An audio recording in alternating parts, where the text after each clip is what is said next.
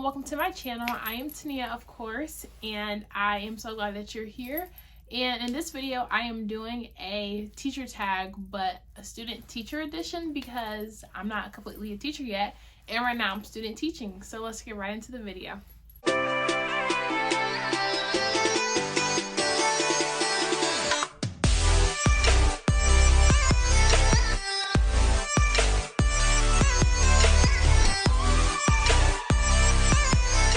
If you guys haven't seen this going around and you are a student teacher or want to participate yourself, I will leave the questions down in the description box below so that if you're a student teacher or wanting to become a teacher, you can join in as well. First question is, how long have I been teaching? And to be honest, I've been teaching ever since I was little. That's the problem.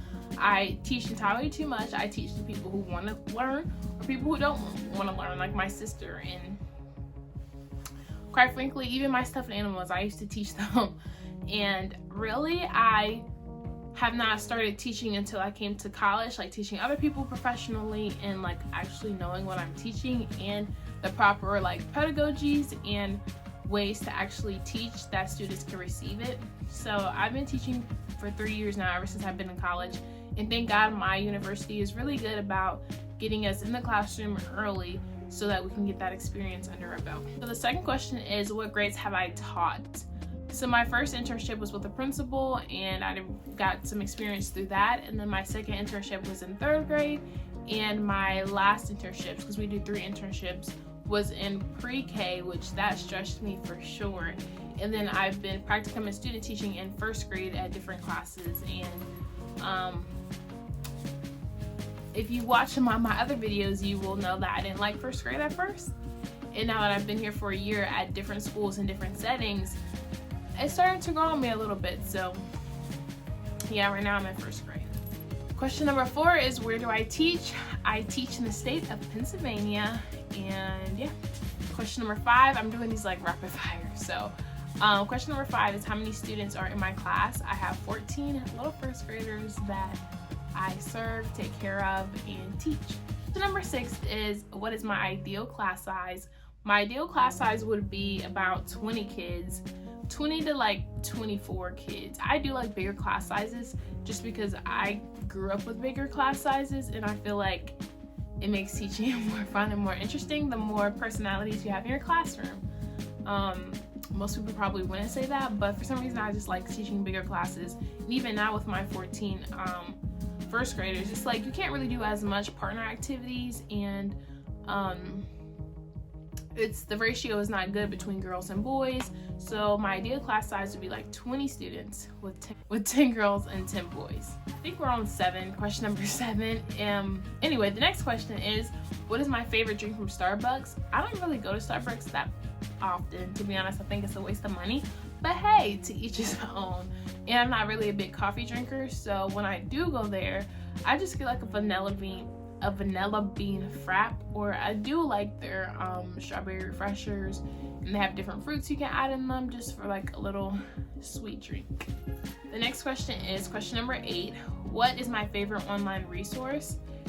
And this question is pretty hard for me to answer because it depends on what subject I'm teaching. Like if I'm doing ELA, then of course like Seesaw, like I love how you can hear kids say it, have kids write it, and then do different activities with it. Like I love Seesaw for that.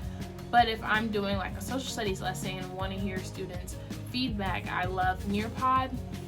Or if I'm assessing a student, I may use Kahoot or Clickers. It really just depends on what I'm teaching. Then that lends itself to what my favorite online resource is for that subject, if that makes sense. Question number 9 says, describe my perfect classroom. This is, as we know, very unrealistic, but hey, if I had to choose, I would say 20 kids for sure that all have different personalities, but have like really creative juices and like spiritual gifts that I could just grow and foster. Different little personalities, and that have great classroom discussions that answer every question that you ask them perfectly and don't go on tangents. Psych.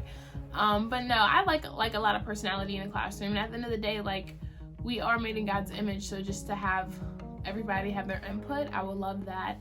and students that want to learn and are willing to try, even though they may have different strengths and weaknesses. As long as they're willing to try, like, I can work with that. That's the idea, like, personalities I would have in my classroom.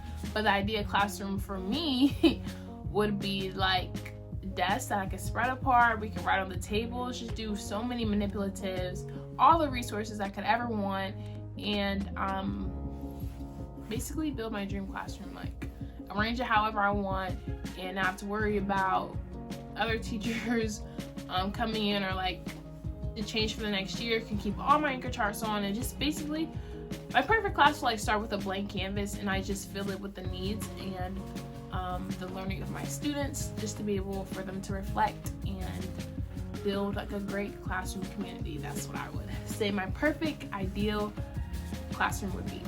Question number 10, what is my favorite part about teaching? I love seeing like when the light bulbs go off. Oh, that makes my heart so happy.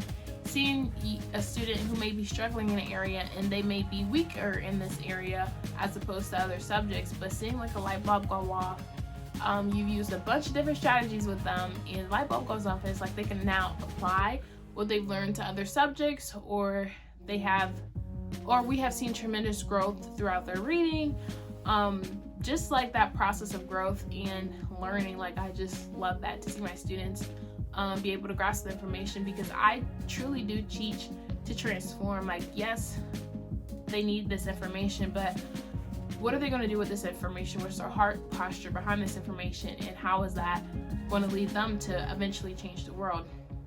So that's my favorite part about teaching. I know most teachers would say that is the kids, but it truly is the kids for me. And then that leads me into my next question, what's my least favorite part about teaching? And that is the politics around it all. The politics, the adults, that the kids are great. It's usually when adults come in and mess it up. But yeah, I just don't like, but who knew there was so much politics in education? But I'm starting to see that now. So that's my least favorite part about education or being a teacher.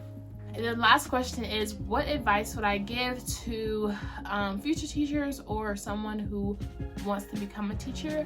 I would say,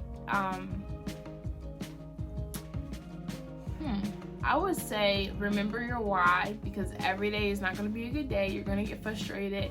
Your process to becoming a teacher is going to be difficult, challenging, but it's nothing that you can't overcome. And if you're called to be a teacher, like, the enemy may try anything and everything to stop you, because we need great teachers right now to invest in our students and to make the world a better place. So of course he wouldn't want you to become a teacher, but if that's truly your calling, push past any obstacle. Whether you have good days and bad days throughout your teaching career or your educational career, at the end of the day, you will prevail. And if you are truly meant to be a teacher, I feel like it will happen. And no matter what obstacles may come your way, you can overcome them for sure. No matter what happens or how bad people say education gets, the students will be worth it every single time. So don't let nobody talk you out of it like people try to do me. Don't let nobody just like jade your judgment, because you know what's best for you, and at the end of the day, you're the one who wants to be a teacher, not them. So I would say continue to chase your dream to become a teacher, and you'll be fine. So that is all that I have for you guys in this video. I hope you guys enjoyed it. And if you're another teacher, like I said before, introduce yourself down in the comments. I want to create this as an educational community where you can come and we could just have teacher talks in the comments. I would love to start those. So don't forget to subscribe down below, and I'll see you guys in the next video. Peace.